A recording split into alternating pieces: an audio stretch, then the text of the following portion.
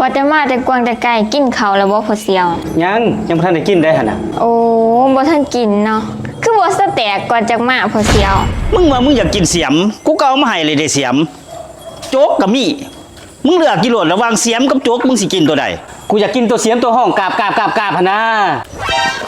มาได้ไสอีกเสียมห้องกราบเสียมมันสิห้องได้ซั่นบ่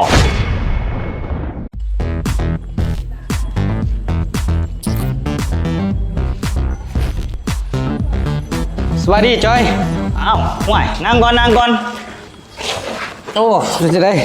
ไปจะได้มาจะได้นี่โอ้ยแต่มายามนี่แหละ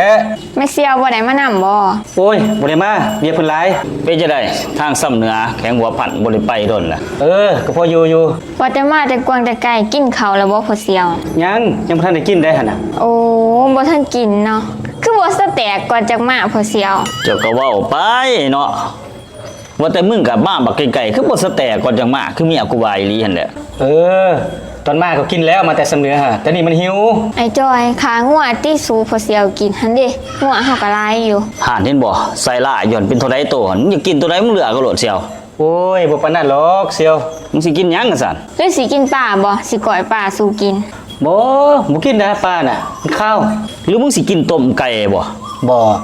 มึงสิกินแบะบ่ห่วยมึงสิกินหยังเดี๋ยวนี้กินเสียมเสียวกูอยากกินเสียมอ้าวของกินบ่อึดบ่อยากคืออยากกินเสียมพอเสียวโอ้แซ่บได้ตัวเสียมหั่นต้มไปเปื่อยส่วนน้ำมันร้อนคักเป็นคักได้หั่นแล้วมันสิเปื่อยอยู่บ่อันต้มเสียมฮะข่อยก็ว่าคือเจ้าเลยเฮ้ยมันสิเปื่อยอยู่บ่ต้มเสียมนี่คือมีอากูว่าหั่นแหละมันสิเปื่อยอยู่บ่อันต้มเสียมน่ะนะต้มโน่นน่ะยังแต่เสียมเขียนนี่แหละนี่หม้อกุยสีนี่ก็จักจังได๋เป็ดไก่ง้อควายมีบ่อยากกินต้มเสียมห่วยเป็นอะไรได้อยู่บ่เสียมหั่นได้แล้วเว้ยนี่เด้นี่บ่แต่เสียมดอกนี่โจ๊กนี่ก็ได้นี่เห็นบ่นี่มึงเอามาให้ยังโจกกับเสียมก็มาต้มสู่มึงกินนี่ติเขามึงว่าจะกินต้มเสียมนี่กูสิต้มโจ๊กขุนสู่มึงกินฮะมึงบ้าบ่สิต้มเสียมให้กูกินก็เนี่ยมึงอยากกินต้มเสียมกูก็เสียมมาต้มให้มึงกินกูก็ยังคิดอยู่ว่ามึงจังได๋มึงจังอยากต้มเสียมนี่กูอยากเสียมบ่แม่นเสียมบักห่านี่บอกว่าอยากกินเสียมแต่บ่แม่นเสียมก็นี่เสียมมันก็แม่นเสียมมันบ่แม่นเสียมซะบ่กูเข้าใจอยู่แล้วอันนี้เป็นเสียมแต่อันนี้เป็นเสียมกูอยากกินเสียมอันนี้เป็นเสียมกูบ่ได้กินเสียมล่ะกูอยากกินเสียมตัวนั้นมันตัวใดตัวนั้นมันเป็นเสียมบัดตัวนี้มันบ่เป็นเสียมซะบ่คันตัวนั้นมันเป็นเสียมตัวนี้มันก็เป็นเสียมคือกันมันก็สิบ่กินได้คือกันบ่เสียมคือกันแม่นพอเสียวมันก็เสียมคือกันหั่นแหละโอ้ยมันคนละเสียมอันนี้มันเสียมตัวนี้แต่กูอยากกินเสียมตัวนั้นเสียมตัวใดมึงว่ามึงอยากกินเสียมกูก็เอามาให้เลยได้เสียมโจ๊กกับมี่มึงเลือกกิโลระหว่างเสียมกับโจ๊กมึงสิกินตัวใดกูอยากกินตัวเสียมตัวห้องกาบหั่นน่ะ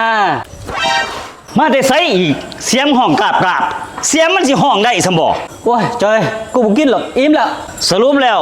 บ่กินมันบ่เสียมนี่กูบ่กินสรุปว่ามึงบ่กินหยังมันบ่นี่บ่กูบ่กินหยังละก็ซั่นบ่กินหยังก็ยาก็ซั่น